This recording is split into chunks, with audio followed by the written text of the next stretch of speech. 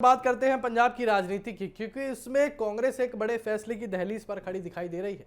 2027 के विधानसभा चुनाव से पहले पार्टी हाईकमान राज्य में नेतृत्व परिवर्तन को लेकर गंभीर मंथन कर रहा है।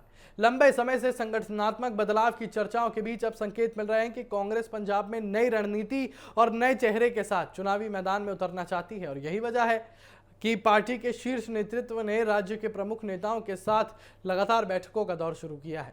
दिल्ली में हुई बैठक ने पंजाब कांग्रेस के भीतर चल रही हलचल को और तेज कर दिया है। कांग्रेस सांसद और लोकसभा में नेता प्रतिपक्ष राहुल गांधी ने पंजाब के 5 बड़े नेताओं से अलग अलग मुलाकात की। इनमें पूर्व मुख्यमंत्री चरणजीत सिंह चन्नी, विधानसभा में नेता प्रतिपक्ष प्रताप सिंह बाजवा, वरिष्ठ नेता विजय इंदर सिंगला, राज्यसभा सांसद अमर सिंह और पूर्व उप मुख्यमंत्री सुखजिंदर सिंह रंधावा शामिल रहे। इन नेताओं से पंजाब के मौजूदा राजनीतिक हालात, संगठन की मजबूती, चुनावी रणनीति और पार्टी की कमजोरियों पर विस्तार से चर्चा की गई।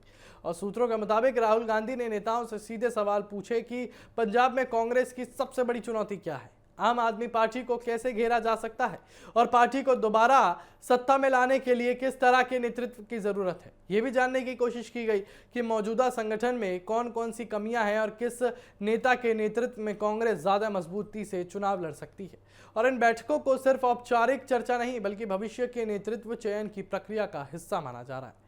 दरअसल कांग्रेस 2021 की उस राजनीतिक गलती को दोहराना नहीं चाहती जब नेतृत्व परिवर्तन और अंदरूनी खींचतान ने पार्टी को भारी नुकसान पहुंचाया था।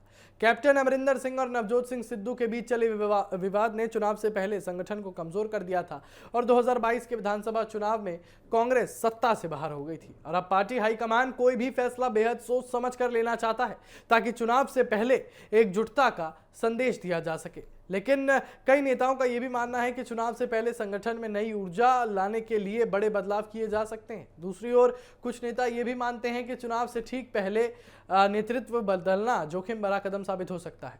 कांग्रेस की चिंता सिर्फ आम आदमी पार्टी तक सीमित नहीं है। भाजपा भी पंजाब में अपनी राजनीतिक जमीन मजबूत करने की कोशिश कर रही है, जबकि अकाली दल भी खुद को फिर से खड़ा करने में जुटा है। ऐसे में कांग्रेस के सामने चुनौती केवल चुनाव जीतने की नहीं बल्कि अपने संगठन को मजबूत और एकजुट बनाए रखने की है। पार्टी अब सीट दर सीट रणनीति तैयार करने और बूथ स्तर तक संगठन को सक्रिय करने की कोशिश कर रही है और इस योजना पर काम किया जा रहा है। फिलहाल पंजाब कांग्रेस में सबसे बड़ा सवाल यही है कि 2027 की लड़ाई का चेहरा कौन होगा। क्या पार्टी मौजूदा नेतृत्व पर भरोसा बनाए रखेगी या फिर किसी नए चेहरे को कमान सौंपेगी? इसका जवाब आने वाले दिनों में मिलेगा। लेकिन इतना तय है कि पंजाब की सियासत में कांग्रेस अब कोई जोखिम लेने के मूड में नहीं दिख रही है और हर फैसला पूरी रणनीतिक गणित को ध्यान में रखकर लिया जाता है।